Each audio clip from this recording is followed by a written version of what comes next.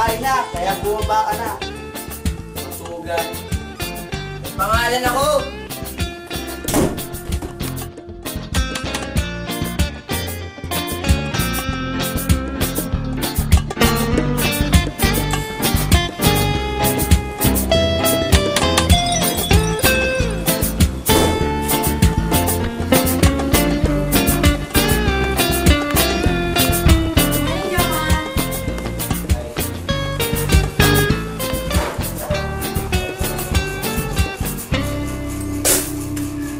Tubig na to, nasa yung kape! Pwet! Toka! Parusa mo yan sa pagbagsak sa midterms! Wala na at tinutulong sa bukid, reklamo pa reklamo. Ano ba? Bala na ako kayo dyan, papasok na lang ako. Huwag ka na rin pumasok, babagsak ka rin naman eh. Sige, matutulog na lang din ako. Tsaka Sabado naman ngayon, wala ka naman talagang pasok. Kahit kusang kita dyan.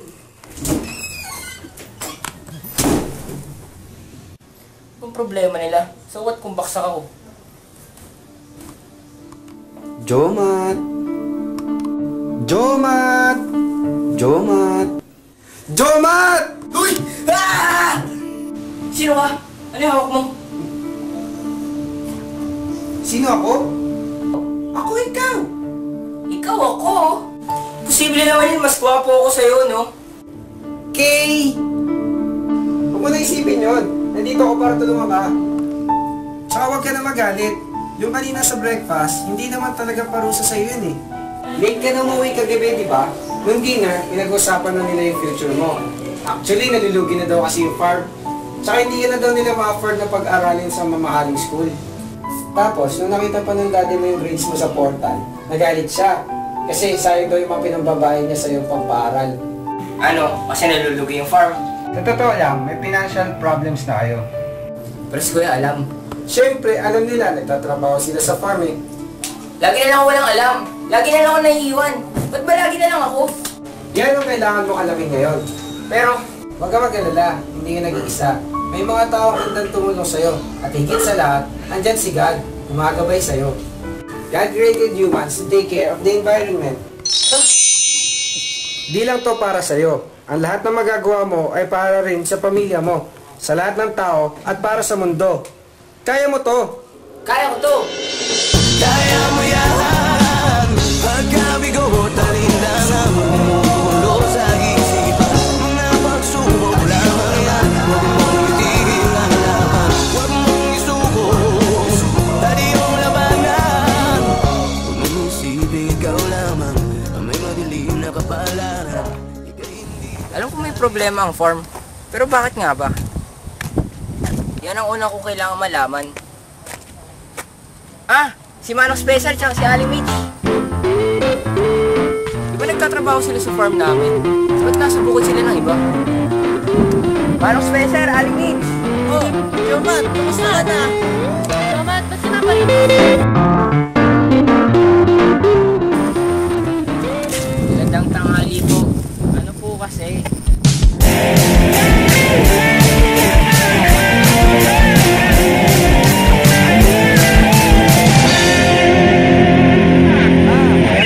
Bakit hindi na kami nagtatrabaho sa inyo? Pinatanggal kami kasi wala na kayong pambayad sa mga trabahador nyo.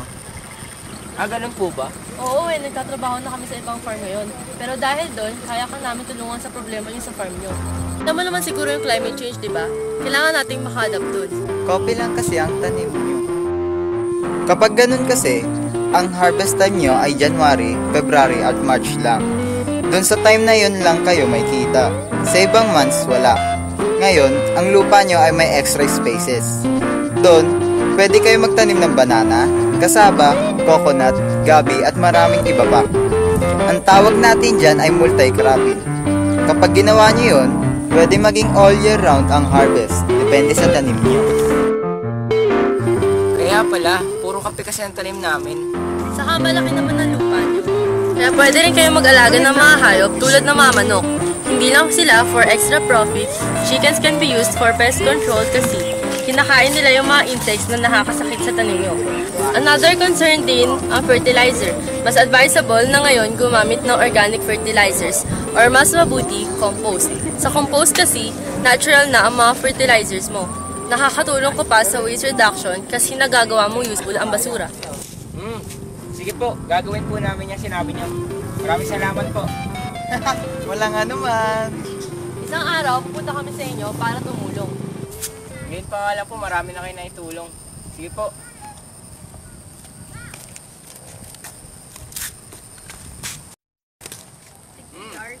Multi-cropping, tsaka animals. Pwede siguro namin itry yun.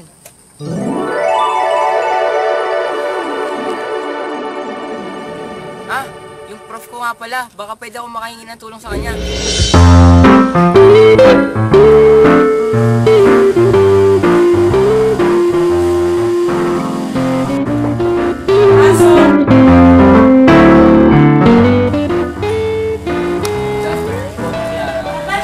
Bakit ka nandito? May pasok ka ba ngayon? Wala naman po. Pero may gusto lang po sana akong itanong sa inyo. Kasi po,